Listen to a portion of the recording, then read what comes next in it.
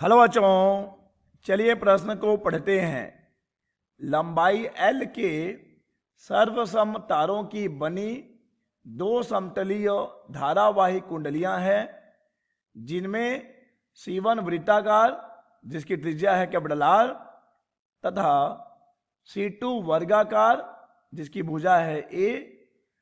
इनकी रचना इस प्रकार की गई है कि एक जैसे एक समान कैपिटल B अर्थात चुंबकीय क्षेत्र में रखने पर तथा समान धारा प्रवाहित करने पर ये दोनों समान आवृत्ति से कंपन करते हैं।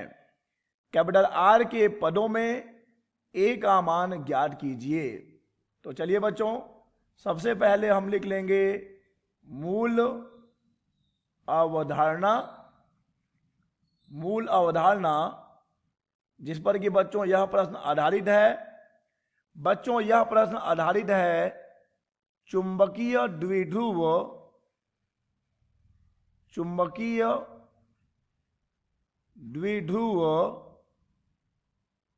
के रूप में, चुंबकीय द्विध्रुव के रूप में धारा लूप, चुंबकीय द्विध्रुव के रूप में धारा लूप। चलिए बच्चों समझते हैं। मान लीजिए बच्चों कि हमारे पास एक धारावाही लूप है। ठीक है बच्चों, हमारे पास एक धारावाही लूप है और चूंकि यह धारावाही लूप है तो मान लीजिए इसमें धारा I प्रवाहित हो रही है। तो बच्चों अगर आप इसे एक ओर से देखेंगे तो आपको धारा की दिशा दक्षिणावर्त लगेगी, दक्षिणावर्त। ठीक है बच्चों, और चूंकि बच्चों इसमें धारा की दिशा अगर आपको दक्षिणावर्त लगेगी तो यह उस स्थिति में दक्षिण ध्रुव के जैसा व्यवहार करेगा। परंतु बच्चों इसे अगर हम दूसरी ओर से देखेंगे तो दूसरी ओर से देखे जाने पर बच्चों यहाँ पर जो हमें धारा की दिशा प्रतीत होगी वह बच्चों वार्मावर्त प्रतीत होगी, और उस स्थिति में बच्चों यह दक्षिण ध्रुव की भांति व्यवहार कर रहा होगा। अर्थात बच्चों हम देख सकते हैं कि जो धारावाही लूप है वहां पर S भी है, N भी है।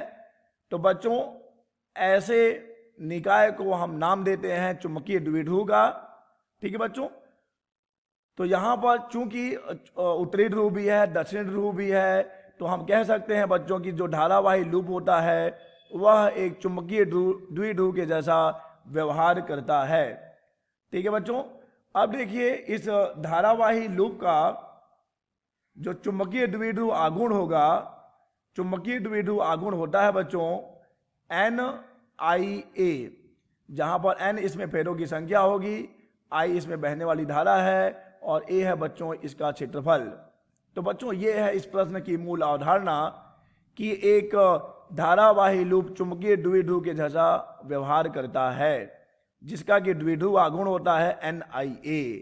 तो चलिए बच्चों इस मूल अवधारणा का प्रयोग करते हुए हम इस प्रश्न को हल करेंगे। बच्चों प्रश्न में कहा गया है कि एक L लंबाई का तार है। ठीक है बच्चों, और इस L लंबाई के तार को हमने दो कुंडलियों के रूप में परिवर्तित किया है। एक कुंडली है वृत्ताकार और एक कुंडली है आयताकार। तो चलिए मान लिया कि यह है कुंडली, क्षमा कीजिएगा, वर्गाकार है बच्चों। एक कुंडली वर्गाकार है। देखिए प्रश्न में लिखा है कि एक कुंडली है वर्गाकार। तो बच्चों ये हमारी कुंडली है C2 जो कि वर्गाकार है और इसकी प्रत्येक भुजा की लंबाई A है, और जो हमारी C1 कुंडली है बच्चों वह वृत्ताकार है। ठीक है बच्चों, तो ये हमारी कुंडली वृत्ताकार है, इसे हम नाम दे रहे हैं C1 का। मान लिया बच्चों इसकी त्रिज्या, और प्रश्न में दी गई है बच्चों इसकी त्रिज्या कितनी है, कैपिटल R है। तो अब बच्चों दोनों की लंबाइयां L है, कुल लंबाई तो बच्चों L ही रहेगी। ठीक है बच्चों, कुल लंबाई तो L ही होने वाली है क्योंकि दोनों ही एक समान लंबाई के तारों से ही बनाए गए हैं। तो बच्चों अगर हम बात करें, अगर हम मान लें कि C1 जो हमारी वृत्ताकार कुंडली है इसमें फेरों की संख्या N1 है और C2 जो हमारी कुंडली है इसमें फेरों की संख्या N2 है। ठीक है बच्चों, तो यहां से देखिए यहां पे जो L आ जाएगा, जो कुल लंबाई आ जाएगी, एक फेरे में बच्चों कितनी लंबाई आ जाएगी, 2 पाई r आ जाएगी। और चूंकि यहां पर कुल फेरे N1 है, तो बच्चों यहां से हम देख पा रहे हैं कि इस स्थिति में L बराबर होगा 2 पाई r N1। और बच्चों यहां पर जो L होगा, इसके लिए बच्चों हम क्या लिखेंगे, इसके लिए हम लिखेंगे 4a, क्योंकि पूरे एक चक्कर में 4a आ जाएंगे, जिसे कि हम वर्ग का परिमाप भी कह सकते हैं। और अगर इसमें N2 फेरे हैं तो 4a गुना N2 हमें L के बराबर मिलना चाहिए। अब चलिए बच्चों, प्रश्न में कहा गया है कि हमने इन कुंडलियों को इस प्रकार बनाया है कि अगर इन्हें एक समान चुंबकीय क्षेत्र में और एक समान धारा प्रवाहित करवाया जाए तो इनकी आवृत्तियां समान रहने वाली हैं। अब चूंकि बच्चों आवृत्तियां समान है, अर्थात ω1 बराबर होने वाला है ω2।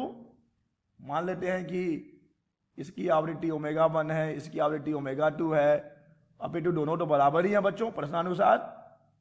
अब बच्चों हम जानते हैं कि ओमेगा बराबर होता है 2 पाई बटे कैपिटल टी, जहां पे कैपिटल टी आवर्तकाल है। तो इसके लिए हम लिख सकते हैं 2 पाई बटे T1, इसके लिए बच्चों हम लिख सकते हैं 2 पाई बटे T2। तो यहां से बच्चों हमें मिल जाएगा कि दोनों के आवर्तकाल भी बराबर ही होंगे, दोनों कुंडलियों के आवर्तकाल बराबर होंगे।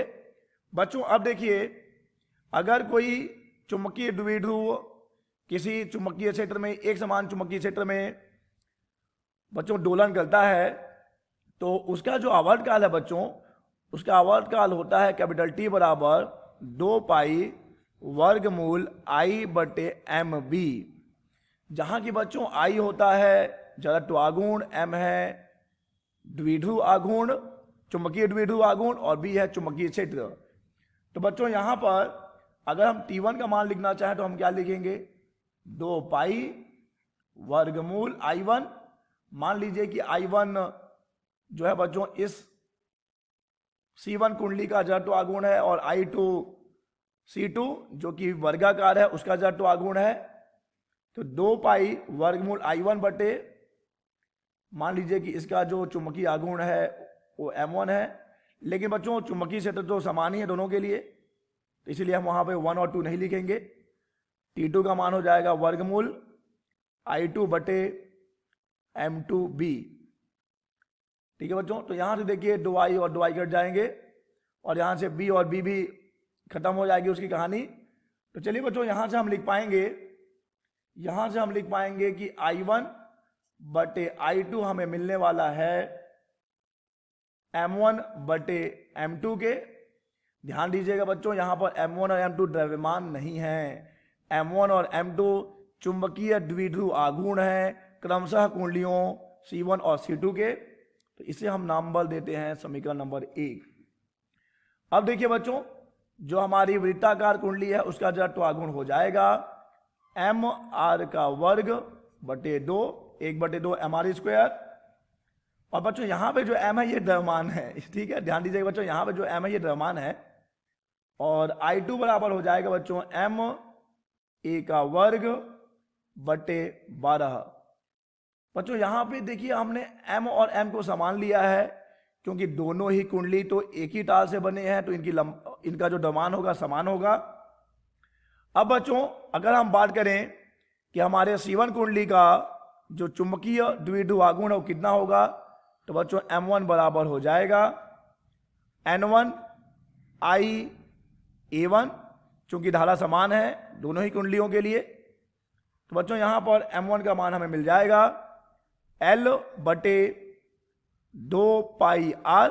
देखिए बच्चों हमने N1 का मान निकाला है, यहां से N1 का मान हो जाएगा L बटे, ये जाके भाग होगा तो L बटे 2 पाई R। और बच्चों I तो I है, क्षेत्रफल क्या हो जाएगा बच्चों, पाई R का वर्ग हो जाएगा।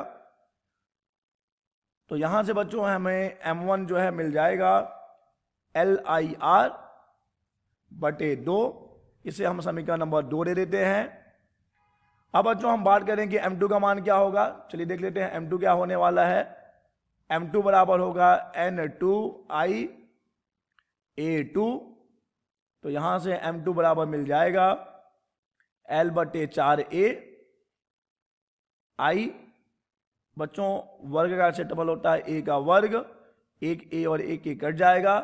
तो यहाँ से बच्चों हम लिख सकते हैं कि हमारे पास m2 का मान देख लीजिए बच्चों कितना है। m2 बराबर हम यहाँ लिख ले रहे हैं L बटे और LIA बटे 4। इसे हम नंबर दे रहे हैं समीकरण नंबर 3। तो बच्चों ध्यान दीजिएगा, ये है हमारा समीकरण नंबर 1, ये हमारा समीकरण नंबर 2 और ये हमारा समीकरण नंबर 3। चलिए बच्चों, अब हम इन सभी मानों को कहाँ रखने वाले हैं। रुक जाइए बच्चों, हमें जो है कुछ और भी मान मिले हुए हैं। यहाँ पर हमें देखिए बच्चों, यह मान भी मिला है, तो इसे भी कुछ नंबर दे देते हैं बच्चों, 1 2 3। चलिए इसे हम, हालांकि यह पहले आया हुआ था तो जरा हम अपना नंबर बदल लें बच्चों, क्योंकि हमें ये पहले मिला है। तो हक तो इसका 2 है, इसका हक 3 है, इसका हक 4 का बनता है और इसका हक बच्चों बनेगा 5 का। अब बच्चों हम क्या करेंगे, और समीकरण 2 से I1 का, समीकरण 3 से I2 का, समीकरण 4 से M1 का और समीकरण 5 से M2 का मान समीकरण 1 में रखेंगे। चलिए बच्चों इन मानों को रख देते हैं समीकरण 1 में।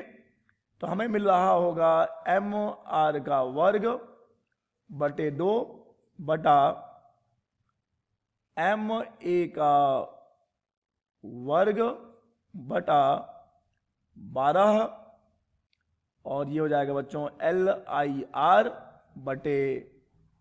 बटे बच्चों ये है M1 का मान जो कि यहाँ पर 2 मिला है और ये हो जाएगा LIA बटे 4। चलिए इसे सरल कर लेते हैं। ये बच्चों M और M मान कट जाएंगे, 2 1 कम 2 छक्का 12 हो जाएगा। यहाँ से LI कट जाएगा, यहाँ से 2 1 कम 2 दूनी 4 हो जाएगा। तो हमें क्या मिलेगा बच्चों, इसे सरल करने पे हमें मिल रहा है 6 ऊपर जाने के बाद 6R का वर्ग बटे A का वर्ग बराबर 2R बटे A। यहाँ से एक A और एक A भी कट गया, एक R और एक R भी कट गया, तो 1 कम 2 टिया 6 भी हो गया। तो बच्चों हमें मिल जाएगा A बराबर 3R। A बराबर 3R। बच्चों हमें यही करना था, A का मान R के पदों में व्यक्त करना था। तो यह है बच्चों हमारा उत्तर। आशा करते हैं बच्चों आपको यह प्रश्न समझ आया होगा। धन्यवाद।